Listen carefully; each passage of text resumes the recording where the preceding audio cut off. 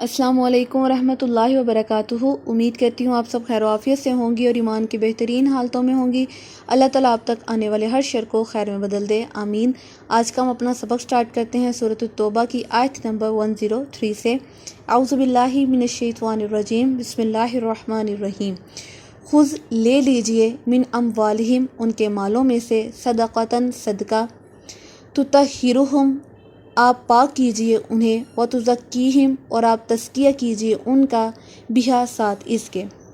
اب اس آیت میں کیا فرمایا جا رہا ہے؟ اللہ تعالیٰ فرماتے ہیں کہ اگر انسان سے کوئی غلطی گناہ ہو جاتا ہے تو وہ اپنے گناہوں کو کیسے دھوئے؟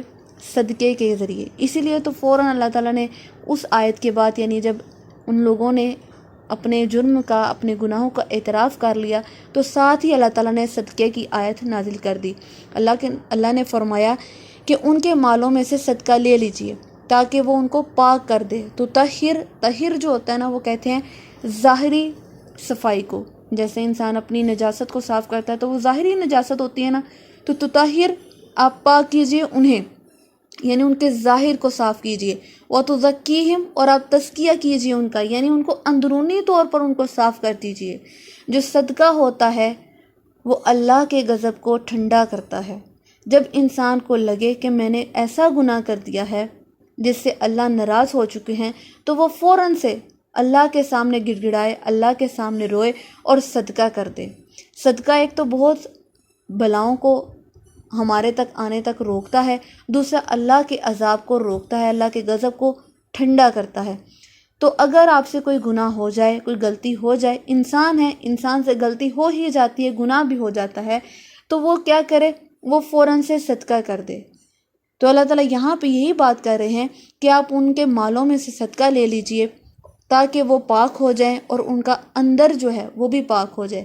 کیونکہ جو ایک نیک انسان ہوتا ہے، جو مومن ہوتا ہے، جب اس سے کوئی گناہ ہو جاتا ہے تو اس کو لگتا ہے اس پر بہت ہی بڑا بوجھ آ گیا ہے، وہ اپنی غلطی کو سوچ سوچ کر روتا رہتا ہے۔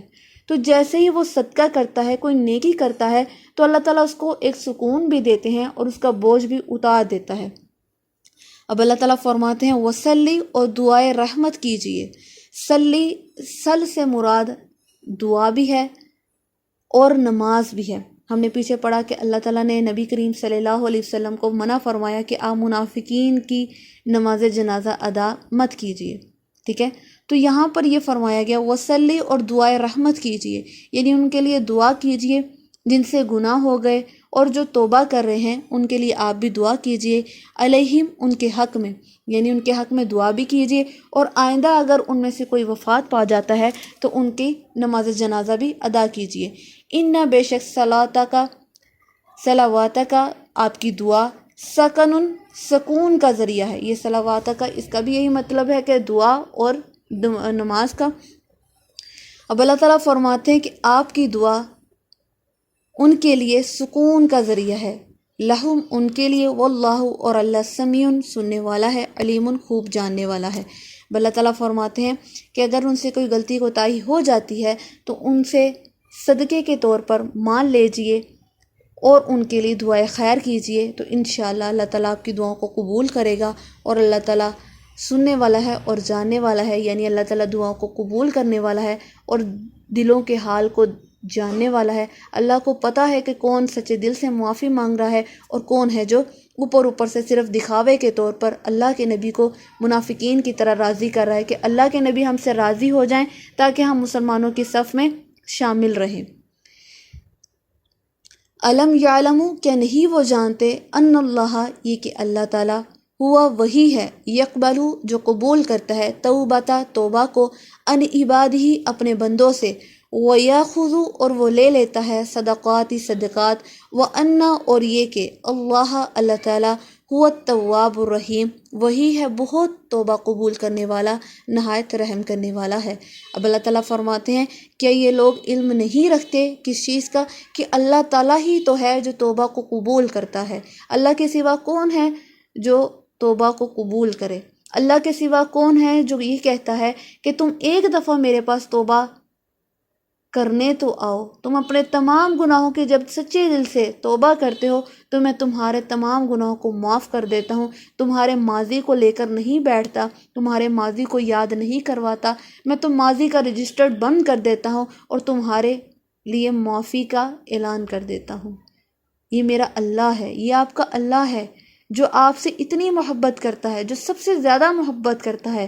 تو اللہ تعالیٰ یہاں پہ یہی بات کو واضح کر رہے ہیں کہ یہ لوگ علم نہیں رکھتے کہ اللہ کے سوا کون ہے جو اپنے بندوں کی توبہ کو قبول کرے۔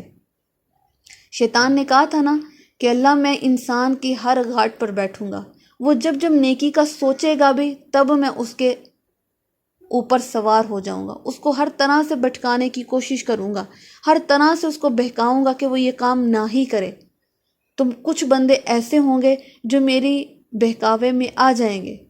پھر اللہ تعالیٰ نے فرمایا کہ مجھے میری رحمت کی قسم کہ جب جب میرا بندہ میری طرف توبہ کرنے آئے گا، اپنے گناہوں کی بخشش مانگنے آئے گا، تو اللہ کو یہ گوارا نہیں کہ وہ اللہ اس کو خالی ہاتھ لوٹا دے۔ اللہ فرماتے ہیں کہ میں اس کو فوراً سے معاف کر دوں گا۔ تو یہ ہم ہیں نا جو ہم اللہ کے سامنے گڑ گڑاتے نہیں، اللہ کے سامنے اپنے گناہوں کی معافی نہیں مانگتے، اللہ کے سامنے جھکتے نہیں۔ ہمارے پاس ٹائم ہی نہیں ہوتا، ہم کہتے ہیں ہمارے پاس ٹائم نہیں نماز ادا کرنے کا، ہم کہتے ہیں ہم اتنے مصروف ہیں ہم سجدہ نہیں کر سکتے۔ اللہ اکبر!